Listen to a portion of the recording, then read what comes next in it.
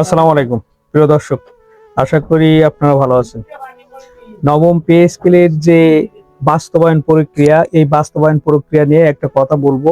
কারণ বাস্তবায়ন প্রক্রিয়ায় অনেকে অনেক রকম ভাবতেছেন, কিন্তু বাস্তবায়নটা যেভাবে হবে এই বিষয়টা বোঝাচ্ছি। আসুন এই বিষয়টা মনোযোগ সহকারে যদি দেখেন, তাহলে কিভাবে এবং কত টাকা বৃদ্ধি পাবে এই বিষয়টা আপনি আপনার গ্রেড অনুযায়ী মিলিয়ে নিতে পারবেন। সরকারি চাকরিজীবী যারা আছেন তাদের কে কোন গ্রেডে চাকরি করেন এবং কত টাকা বৃদ্ধি পেতে পারে সেটা আপনি মিলিয়ে নিতে পারেন। আসুন শুরু করি, মনোযোগ সহকারে শুনবেন। মনে করুন আমি আজকে বোঝাবো 20তম একটা গ্রেডের কর্মচারীর বেতন দিয়ে। 20তম গ্রেডের যিনি কর্মচারী আছেন, উনার 2008 সালে পে স্কেল অনুযায়ী উনার মূল বেতন শুরু হয়েছে 8,250 টাকা। কিন্তু 2026 সালে যে পে স্কেলটা 1 জুলাই থেকে, মানে অর্থাৎ 1 জুলাই থেকে কার্যকর হতে যাচ্ছে, ওই জায়গায় তার সর্বনিম্ন বেতন ধরা হয়েছে 20,000 টাকা। এখন সরকার 2026 এবং 27 অর্থ বছরে 50% বেসিকের 50% বৃদ্ধি করবে। এখানে বেসিকের 50% বৃদ্ধি বলতে আপনার মনে করেন যে 20,000 টাকা 26 সালে বেসিক আছে। এখন আপনার ওইখানে 2015 সালের 8ম পে স্কেল অনুযায়ী আপনার বর্তমান বেতন ইনক্রিমেন্ট দিয়ে যোগ হয়েছে, মনে করেন 10,000 টাকা হয়েছে বা 10,300 টাকা হয়েছে।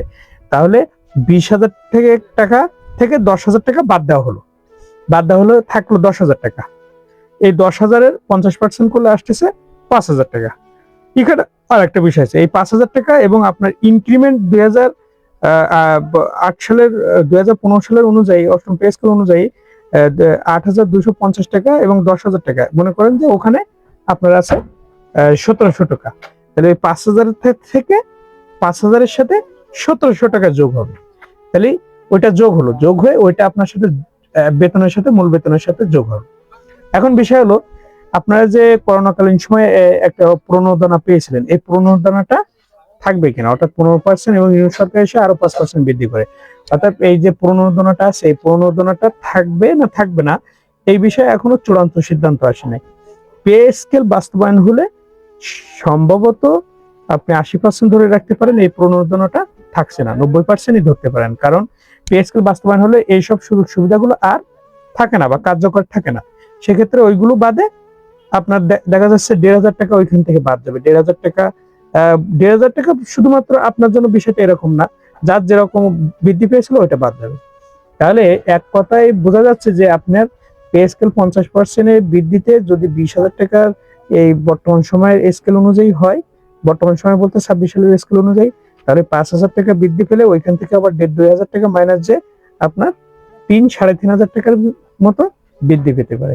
এটাই হলো আপনার মূল বেতন বাড়বে, মূল বেসিক বাড়বে, অর্থাৎ যেটা 50% বলছে। তাহলে কর্মচারীরা কিন্তু যে মনে করতেছে যে খুব বেশি বাড়বে, আসলে খুব বেশি না। এটা আপনি পূর্ণ সুবিধা পাবেন 2029 সালে। আর এই বৃদ্ধিতে, এই আপনার সামান্য 3,000 টাকার বৃদ্ধিতে বা 3,500 টাকার বৃদ্ধিতে মনে করেন যে পুরো দেশ সিন্ডিকেটের হাতে চলে যাবে, 6 লাভ হয়ে যাবে। প্রতিটা পণ্য দ্রব্যের দাম এত পরিমাণ বৃদ্ধি পাবে যেটা আপনি কল্পনাও করতে পারবেন না। তো প্রিয় দর্শক, ভালো থাকবেন। এটা পে স্কেল আমি সাইটটি দেখাতে পারলে ভালো হতো, আজকে দেখাতে পারতেছি না। কারণ হলো বিদ্যুৎ নাই, বৃষ্টি, যে কারণে দেখাতে পারতেছি না। কিন্তু আমি এটা খুব সুন্দর করে অঙ্ক আকারে বোঝানোর চেষ্টা করব। প্রিয় দর্শক, ভালো থাকবেন। আসসালামু আলাইকুম।